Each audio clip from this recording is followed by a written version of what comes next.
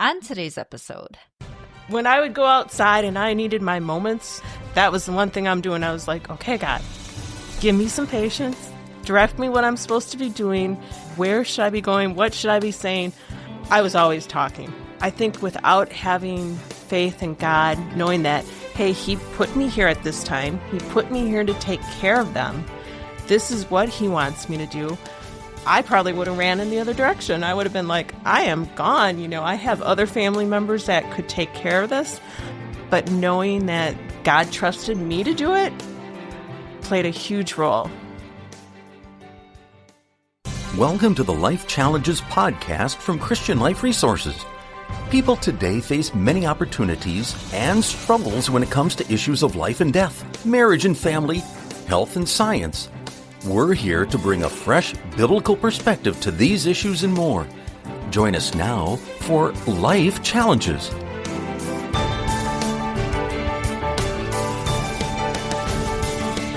Hi, and welcome back. I'm Krista Potratz, and I'm here today with Pastor Bob Fleischman. And today we have a special guest with us. We have Joann Gromowski with us. Welcome, Joann. Thank you for having me here today. Well, we have you on today to talk about the role of a caregiver.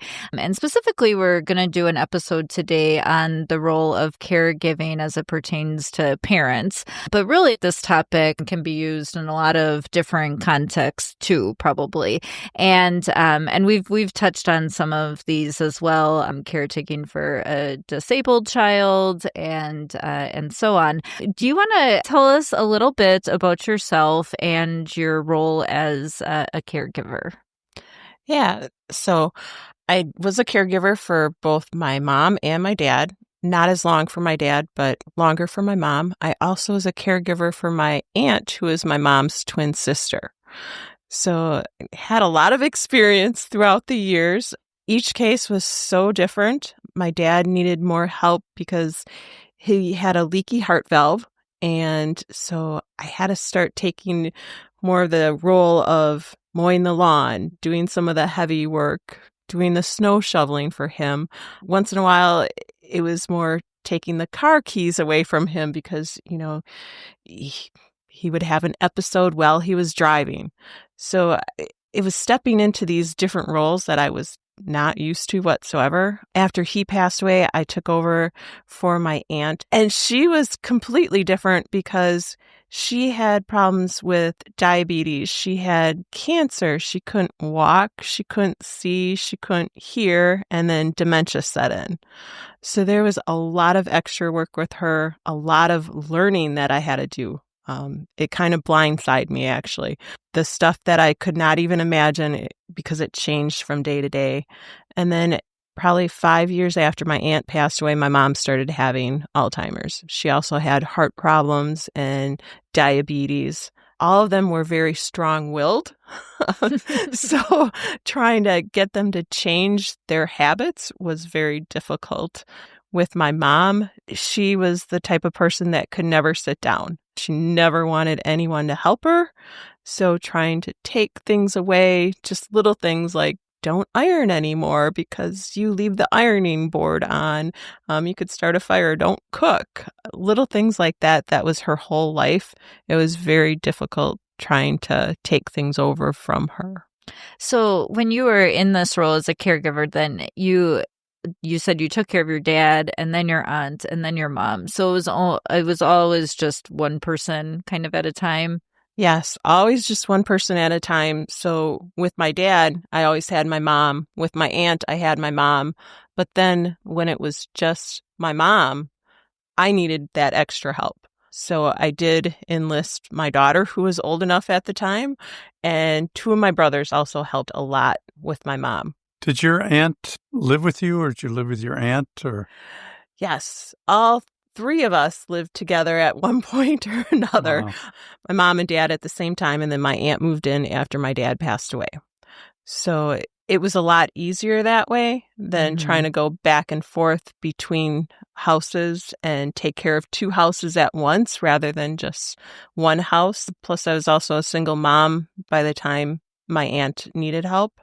I think it makes it easier when you live with the person. Mm-hmm. Yeah, you talked about some of the challenges you had with I guess, strong-willed people that you were taking care of. I'm sure it's a family trait, though, so I'm sure you're also very strong-willed.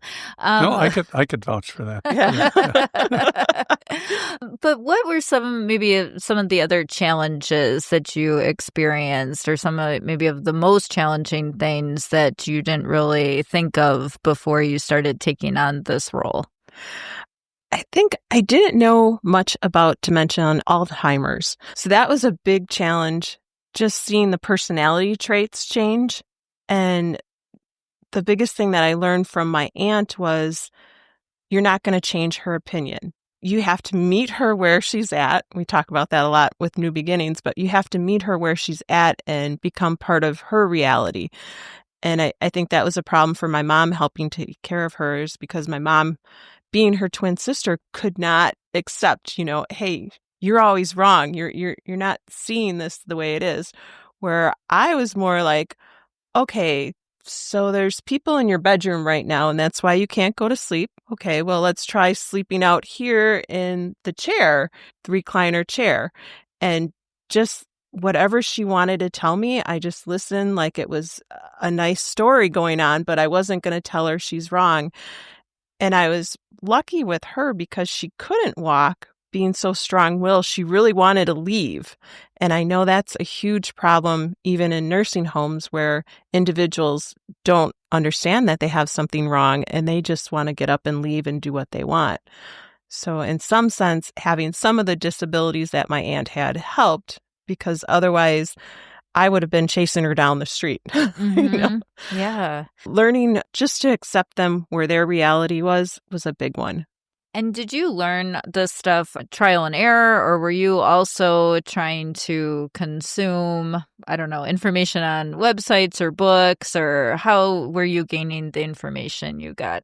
With my aunt, I started reaching out to different organizations. So I would reach out to the diabetes, I'd reach out to cancer, I'd reach out to the dementia, and I would see what kind of information that they had, what kind of groups that they had. I was also lucky because as part of my job, I also handle elder law. So I got a lot of information just from my clients, what was going on. Also, Aging and Disability organization with the government, they have a lot of information too that I was very impressed with, because for me, it was always, okay, I'm helping someone file a Medicaid application. I didn't realize how much information they had out there at the government level to help individuals, even if it's just local organizations that got together. Also, senior centers. I started giving seminars at senior centers, and I didn't realize how much information they had and how many different programs that they had, that they would invite people in to come and talk about the different subjects. So you learn a lot from all those. In recent years, because back in the early 2000s, I didn't really go on the internet as much, but now just going on and seeing how many organizations they have of meetings with Facebook. They might have Zoom, or just having people talk about the different issues that their families have. So that's kind of nice, even if you can't get out, that you can get this information in your house, or have a meeting, or just a get together. Everyone's sitting around their computer drinking coffee, just talking to each other. So there's a ton of organizations out there now that's willing to help, no matter what type of disability that you have. When we get inquiries at the national office for CLR on somebody having to do elder care, the first thing we always send them to is their county Department of Aging, because that's usually a good place to start. We are here in Washington County. You're in Dodge, right? I'm in Dodge, and I'm in Fond du Lac too. Okay. So I don't know what they're like, but the Washington County one is a very good one here in Wisconsin. And but I know it changes, or it varies around the United States, but we always tell them to go there and to the senior center. Those are the two and usually you find somebody there who then gives you the tentacles to reach out into other, because one of the problems that we get is usually the inquiry comes to us by phone call, which means they don't use email, they don't use the internet. Joann and I have talked sometimes about, in our work as an attorney, with your clients and how some of them aren't on the internet. That's kind of what they have to rely on. You mentioned being a single mom, and you mentioned too a little bit about work and stuff too. So how does one balance all of that? Your own family, parenting, kids, and a job, and taking care of someone. Yeah. So I'd say I'm lucky just because I do work for myself, so I can make the hours that I need to make. And that was part of starting up my law firm again, was I was taking over this role where I knew if I was working for a different employer, it would not work. There was no way that they were giving me off all those hours that I would need and letting me kind of schedule things the way I needed it. So that part worked out very well. It was, again, great to have everyone in the same household. It also opened up the fact that I could schedule things to go ahead and be at every activity that my daughter had when she was younger. And I want to say it's very difficult for other individuals that don't have that, trying to balance everything. With my mom, though, later on, it was more taking her out for a walk in the wheelchair, down the block or something like that.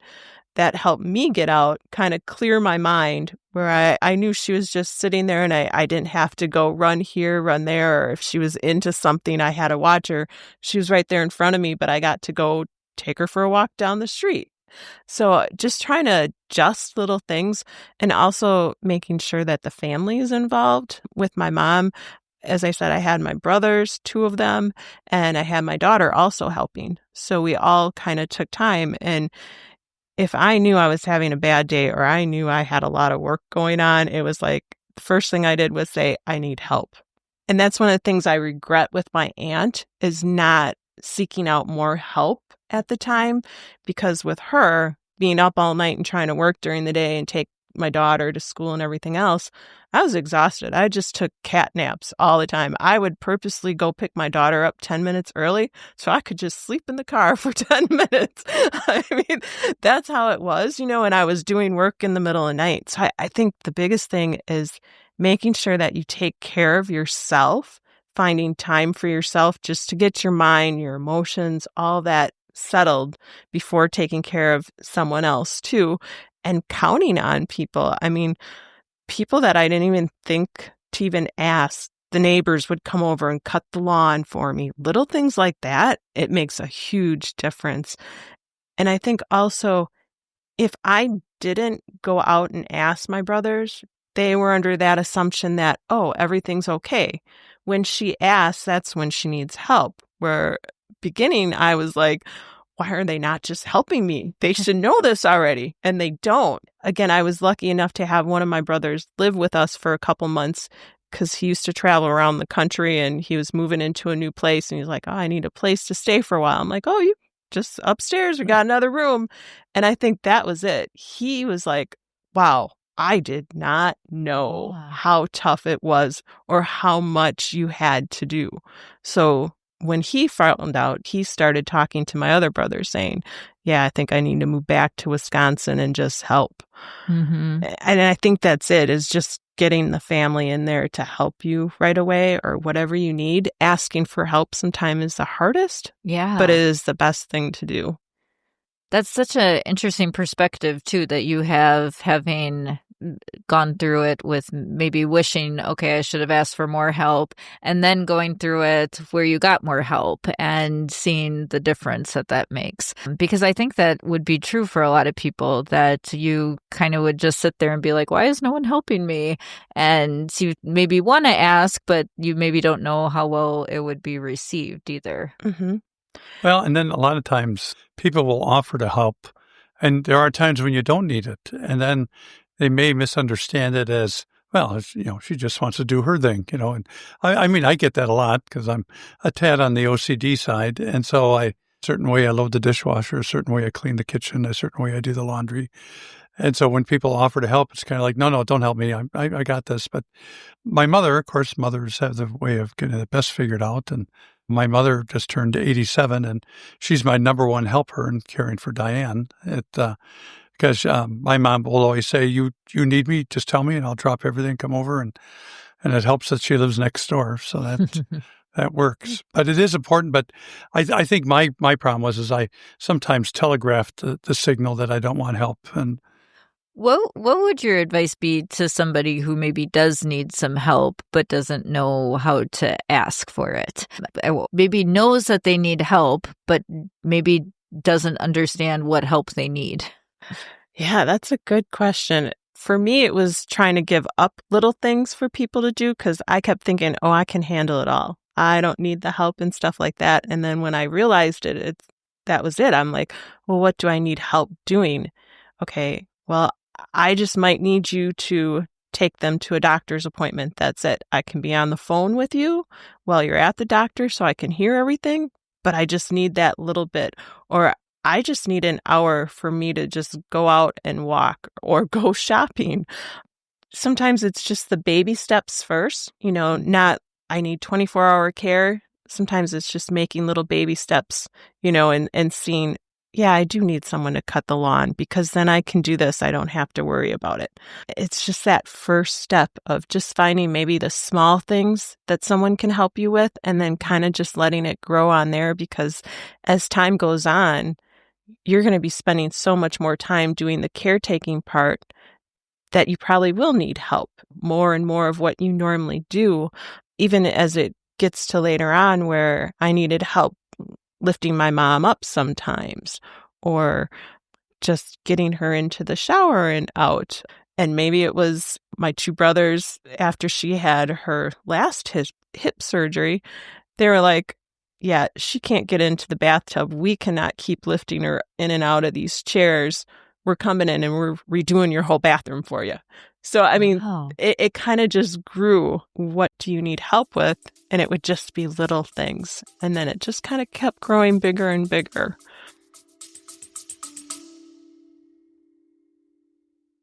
Our second season launches on June 7th. Join us for compelling conversations about things such as the state of the world, immigration, healthcare, and more. And while you wait, catch up on what you might have missed on Season 1, including episodes that explore the LGBTQ community and issues there, politics, addiction, homelessness, grief, the loss of a child. Friar Time, Season 2 is on the way. Follow us today. You became quite veteran by the time you were taking on your mom. I did. Yeah, I met Joann when you worked the caregiver for your mother. Mm-hmm. And I met her once, the first time you brought her in the car, and I met her the one time there. But you and I talked a lot on the phone, and you would talk about some of that. I always was impressed talking with you because you took it in stride. One of the problems that you have with your job, I would imagine, is it's hard to get somebody to help you at your job. At least I have the advantage, CLR, my staff pulls together for me. I mean, there's kind of like a circle, an impenetrable circle around me that they try to make sure only the important calls, the very important calls get through and stuff. And so that works very well, but you didn't have that. It's because I remember you would tell me that you always blocked out Friday was your day to, the office is closed on Friday, but then it never really was. So that's always the problem you have when you're by yourself, even in that position. But I was always impressed. You're always wonderfully calm. That's one of the things. You got to kind of stay calm because you know that the person that you're taking care of, if they feel you're frazzled and stuff like that, they easily get frazzled, which makes your job even harder to take care of them. You start to think, okay, I am getting frazzled. I just need to walk out in the back deck right now. Just take a moment, take a breath and go, okay, what's really important? Let's just focus on that and come back and look at a new strategy. Because one of the things that you learn, at least with dementia, is that you're so used to like children who start building on their knowledge. And with dementia, it's the other way around. They're losing their knowledge. So something that they knew how to do an hour ago, they now don't know how to do. And sometimes you're just like, but you knew it. You knew this an hour ago. We just talked about it. And you got to realize that, no, they're not like a little kid where every day their knowledge is getting better. It's the opposite. So then you just accept that and you go, okay, yep, just remember, they don't remember that. They don't remember how to do it. They're not doing it to get you mad or because they don't want to. It's truly that they just don't have that knowledge anymore. And every day was kind of that hurdle where you just go, okay, what are they going to know? What are they not going to know?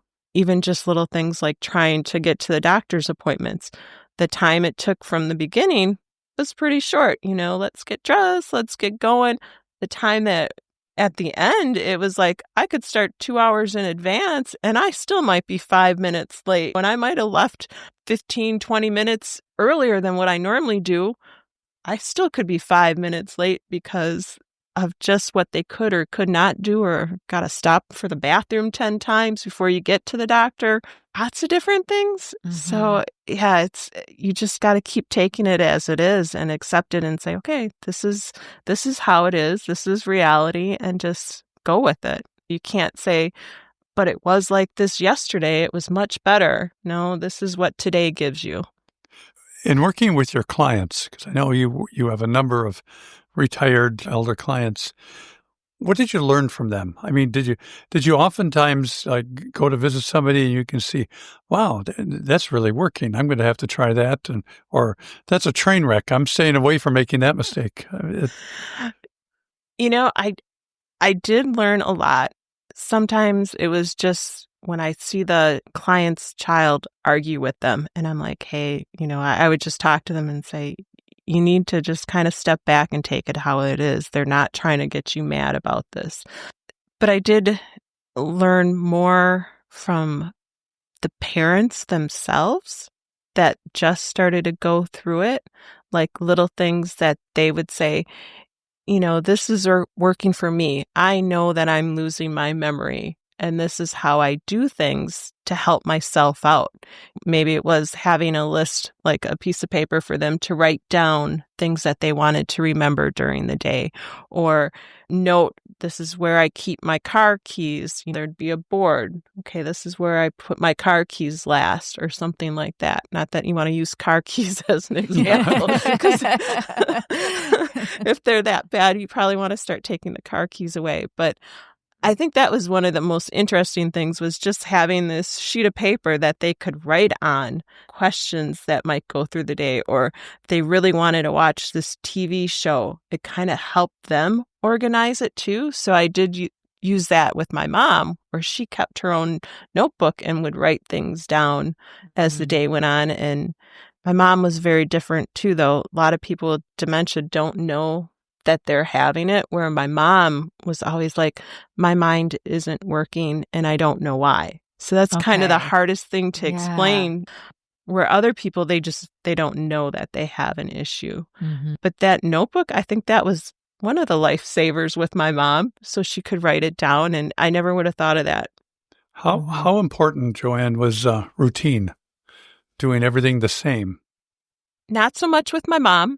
When she got dementia more into it, her attitude completely changed, where she used to love routine. I mean, she was a housekeeper, homemaker, what do you want to call it, for all of us kids. And she went opposite. She was like, I want to travel, I want to do this and that. And it was just like every day it was something different. My aunt, routine was very important. For a long time, we had to have chicken every single day because that was a routine. And then one day she decided she didn't like chicken. She never liked chicken. But hers was definitely morning. You got to get her up at this time. She has to watch these shows. She has to eat certain foods by her choice. Mm-hmm. So she was very much rigid, routine. My mom, not so much. She'd be like, well, I want to stay up till 2:00 and watch TV, and then the next day she's like, I want to go to bed at 10. So just different. Each person was so different. Yeah, it really sounds like that there's so much difference there. And so what would your advice be to somebody who's going to take on, or maybe considering taking on, this role of caregiving? I would seek out a lot of advice. Whatever disability they have, I would research that and contact organizations before you ever consider it. Talk to people that are doing caretaking, talk to the doctors and nurses, ask a lot of questions, go talk to Aging and Disability or Health and Human Services, talk to the Senior Center. I'd say get as much advice as possible before you decide yes.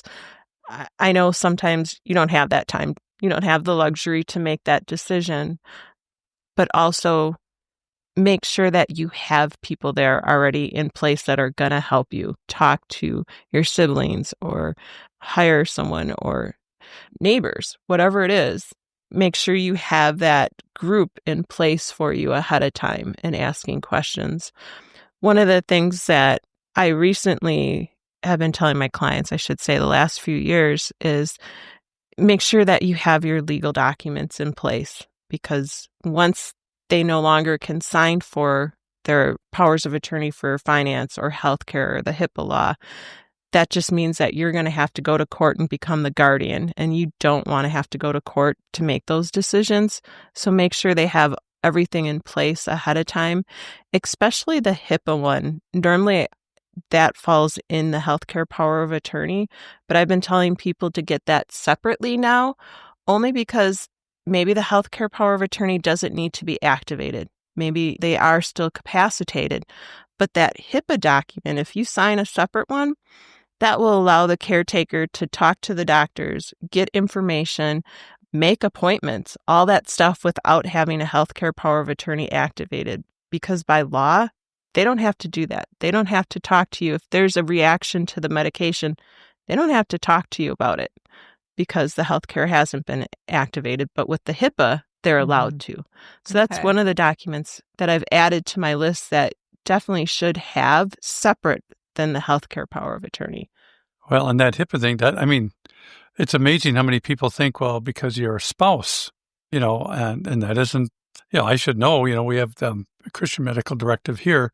And yet when I had to take over more of Diane's care and I would ask them about something, they would go, we don't have anything here that shows. And, fortunately, Diane can still make some decisions. So then we got that taken care of, but it caught me off guard. And of course, you grow to hate HIPAA, when you're trying to get something done, and you can't. But that's incredibly valuable, I think, to get that taken care of early on.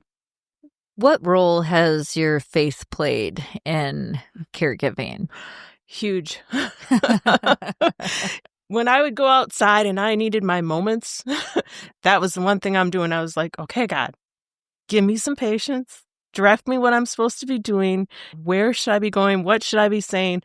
I was always talking. I think without having faith in God, knowing that, hey, He put me here at this time. He put me here to take care of them. This is what He wants me to do.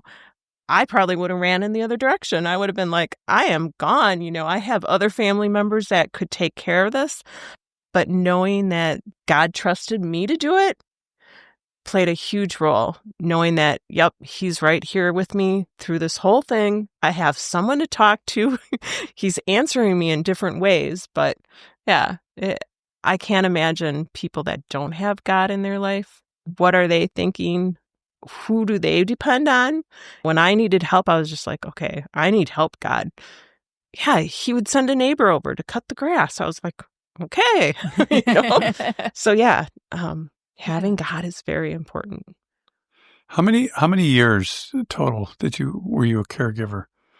With my dad, I want to say 2002 to 2005. My aunt was probably 2006 to 2014. Wow. My mom was around 2018 to 2024. Wow. Yeah, that's a long time. Yeah. And they're all different. Yeah. Well, here's a question I don't think I've ever asked on the podcast before, but do you regret it at all? No. Would you have done anything differently? I would have asked for help sooner. That would probably be my one big thing. I think with my aunt, I probably would have took off a little bit more time for myself. I think you really appreciate things. I think I appreciated my family more. It brought our family together more, especially with my mom. So that was very nice. It also taught me a lot so that I could teach my clients things and tell them. There really wasn't anything other than asking for help more. When you were younger, Joann, did you see yourself as a caregiver someday? I mean, was it the kind of thing that... No. No. So if you look at my family, I have 4 brothers. One is a nurse, and then I'm a lawyer. One did more like building houses, things like that. He had his own business. One worked at the post office, and one fixes stuff for hospital machinery and stuff like that. So if you look at all 5 of us, the first person they would say is the nurse. The nurse would be the person, right? That would be the brother that would do it. He was the last one, actually, that could do this. And part of it was, I don't think he could just do it for his parents. Like, he could do it as a profession, but that was it. But everyone else would have said, you as a lawyer would be the last person, even though I'm female.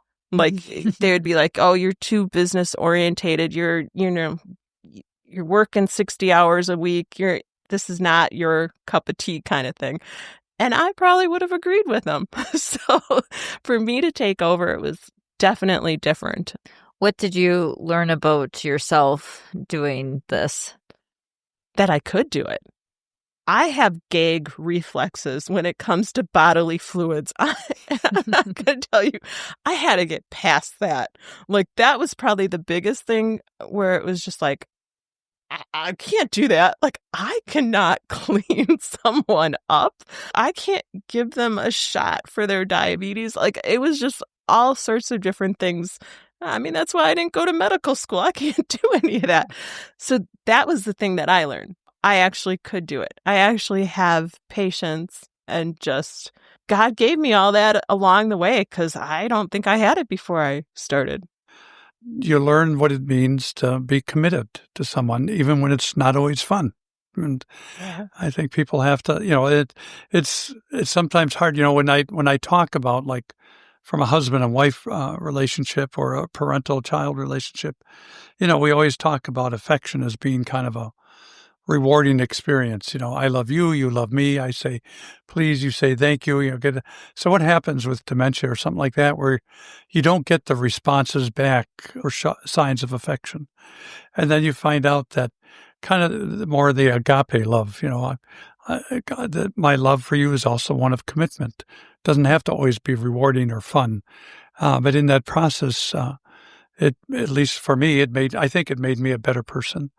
I haven't met a caregiver that didn't seem better after the experience.